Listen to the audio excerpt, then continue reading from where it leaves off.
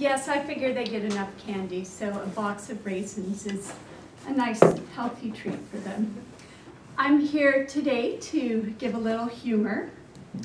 So there was a tourist who was walking in a cemetery in Vienna, and he was walking with trepidation because there were all these gravestones.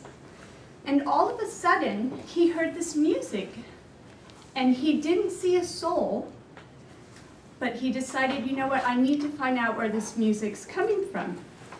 So he looked around and finally saw or heard the music coming from a gravestone with the headstone saying Ludwig van Beethoven. And the music was Beethoven's Ninth Symphony, but it was being played backwards. And he was really puzzled by this. So he went to get a friend and bring him to hear the music.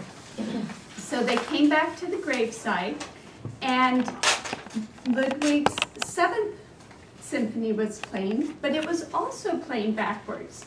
So they decided, you know, we better get a music scholar because this is just very odd. So they got a music scholar to come to the cemetery, and the Fifth Symphony was playing, and guess what? It was playing backwards.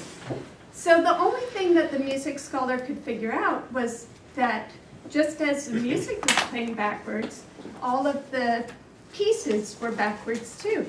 It was the ninth, then the seventh, then the fifth. But that's all he could figure out. So by the next day, a huge crowd had gathered by Beethoven's grave.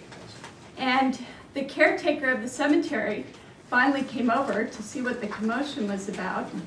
And someone from the crowd asked him, you know, what is the deal with the music being played backwards from Beethoven's grave? And he said, oh, it's nothing to worry about. He's just decomposing.